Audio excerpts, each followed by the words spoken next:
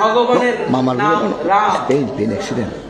আজ তার এই আবির্ভাব তিথি উপলক্ষে আমরা যে আলোচনাটি করতে যাচ্ছি, এটা সকলে কোনো না কোনো ভাবে, কেউ টিভি সিরিয়ালের মাধ্যমে, কেউ অথবা বাড়িতে রামায়ণ গ্রন্থের মাধ্যমে তার জীবন কথাগুলি জানেন।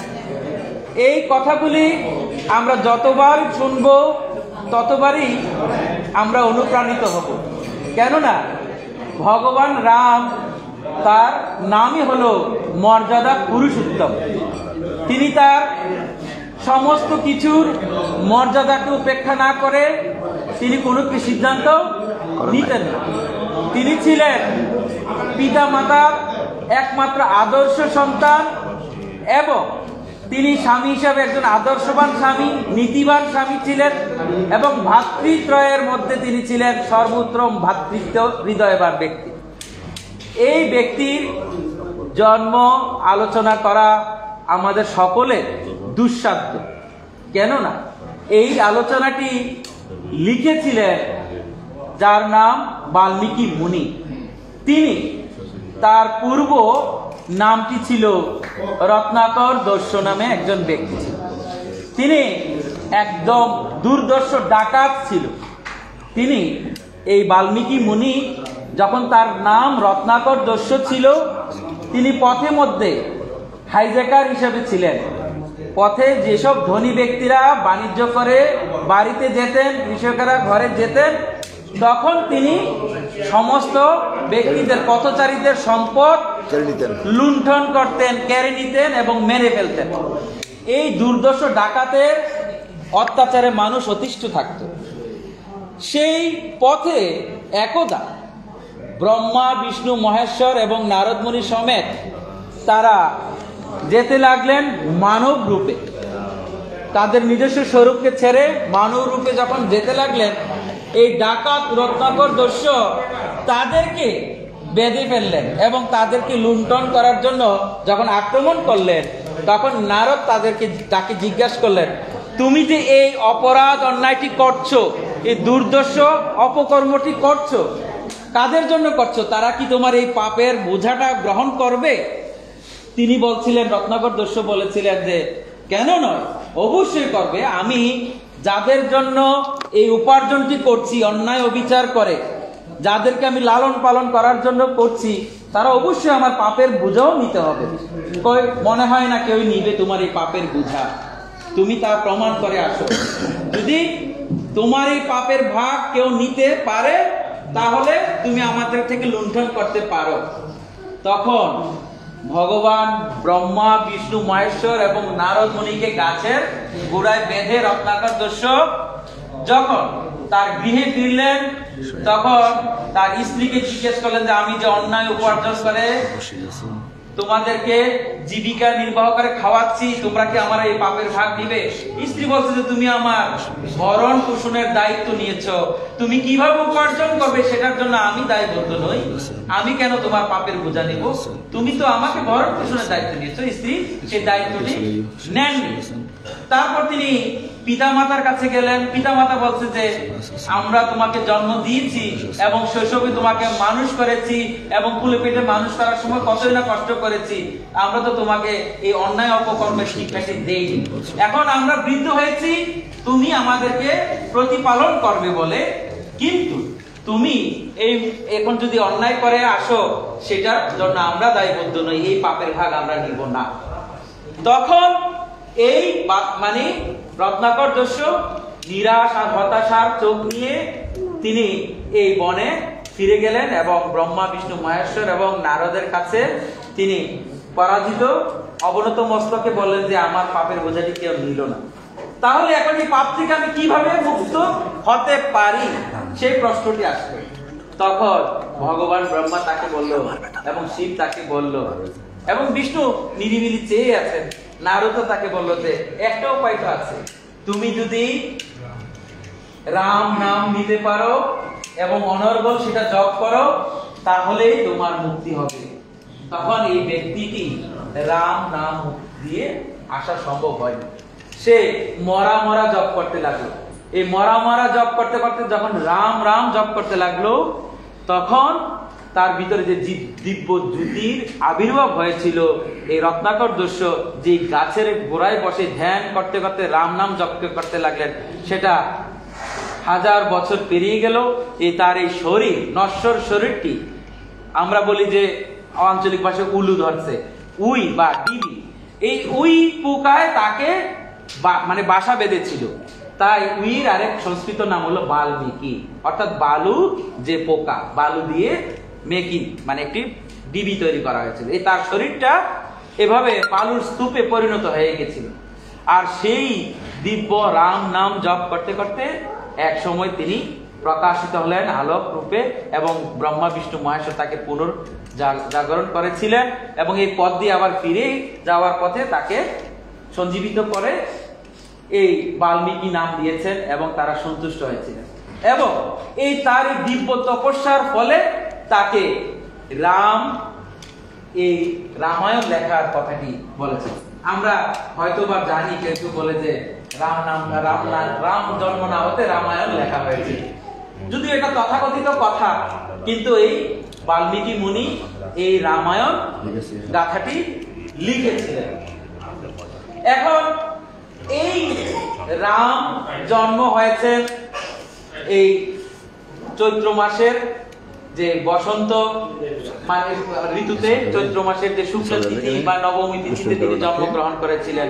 সে রামের চরিত গাথা প্রথমত সংস্কৃত ভাষায় বাল্মীকি মুনি লিখেছেন, এবং আধুনিক গ্রন্থ হিসেবে রামচরিত মানস তুলসীদাস তিনি লিখেছেন, এবং আমাদের সবচেয়ে গৌরবান্বিত বাংলা ভাষায় কীর্তিবাস তিনি লিখেছেন রামায়ণ, কীর্তিবাসী রামায়ণ, যেটা বাংলা। আমাদের বাঙালিদের জন্য অনেক অবদান অনেক মহাপুরুষ যুগে যুগে রেখে গিয়েছেন। রামায়ণের বেলাও কীর্তিবাসী রামায়ণ ছিল, ঠিক আছে। মহাভারতের গ্রন্থটিও একটি বাঙালি লেখকের একটি ভাষ্য আছে, এবং শ্রীমদ্ ভগবত গীতার অসংখ্য ভাষ্য রয়েছে, এবং সর্বশেষ কৃপাটি তিনি চৈতন্য মহাপ্রভু রূপে স্বয়ং তিনি এই বাংলা ভাষাভাষী মানুষদেরকে তিনি করেছেন। সর্বশেষ এবং সমস্ত অবতারের অবতারী, যিনি, যাকে অবতার বলা চলে না, সে চৈতন্য মহাপ্রভু আমাদের বাংলায় জন্মগ্রহণ করে আমাদের বাঙালি জাতিকে ধন্য করে। জয় শ্রীরাম। এখন আমাদেরকে বুঝতে হবে যে সূর্য যখন পূর্ব দিকে উঠে, ঠিক সমস্ত ভগবানের অবতারেরাও বিষ্ণু থেকে অবতীর্ণ হন। এই বিষ্ণু আমাদেরকে বারবার রক্ষা করতে আসেন। আমি কিছুক্ষণ আগে যে শ্রীমদ্ ভগবত গীতা থেকে যে একটি শ্লোক পাঠ করেছি, যদা যদা আমাদের মন্দিরে অভ্যুত্থানম অধর্মস্য তদাত্মনম সৃজাম্যহম পরিত্রাণায় সাধুনাম বিনাশায় চ দুষ্কৃতাম ধর্ম সংস্থাপনার্থায় সম্ভবামি যুগে যুগে। তিনি যখনই অধর্মের সৃষ্টি হয় তখনই তিনি তার আত্মাকে সৃজন করে থাকেন, এবং তিনি সাধুদেরকে পরিত্রাণ করেন এবং দুষ্টদেরকে তিনি বিনাশ করেন। এই প্রতিশ্রুতি থেকে সেই ভগবানের যে প্রথম মৎস্য অবতার থেকে শুরু করে, বরাহ অবতার থেকে শুরু করে, কুর্ম অবতার থেকে শুরু করে, নৃসিংহ অবতার শুরু করে, বামন অবতার থেকে শুরু করে, পরশুরাম অবতার থেকে শুরু করে, ত্রেতা যুগের যে একটি সুন্দর অবতারের যে একটা শৃঙ্খল রূপ দান করেছেন, সেটা হলো রাম অবতারের সময়। এই রাম অবতারে এসে তিনি মর্যাদার ভিত্তি, সমাজতান্ত্রিক রাজনৈতিক ভিত্তি এবং প্রজাতন্ত্রকে কিভাবে পরিচালনা করতে হয় এবং প্রজার জন্য রাজার কিভাবে স্যাক্রিফাইস করতে হয় সেই জিনিসটা তিনি শিখিয়ে দিয়েছেন। তার চেয়েও আরো বেশি বেশি চেতনাধর, কূটনৈতিক ভাবে প্রখর ছিল লীলা পুরুষোত্তম শ্রীকৃষ্ণ। আমরা শ্রীকৃষ্ণকে কপট ছলনাকারী মনে করি কখনো কখনো, বা কখনো রণছুর বলে গালি দেই, এটা ভুল ধারণা। ভগবান শ্রীকৃষ্ণ কদাচ মিথ্যা কথা বলেননি। তিনি উত্তরার গর্ভে অভিমন্যু পুত্র যখন পরীক্ষিত মহারাজকে অশ্বত্থামা মেরে ফেলতে চেয়েছিল, তখন তিনি এই প্রতিশ্রুতি দিয়েছিলেন যে, বেদব্যাস বলেছিলেন যে, জীবনে যিনি কদাচ মিথ্যা কথা বলেনি, জীবনে যার কোনো অনিষ্ট করেনি, সেই ব্যক্তি তোমার পুত্রকে রক্ষা করতে পারে, অভিমন্যু পুত্রকে রক্ষা করতে পারে।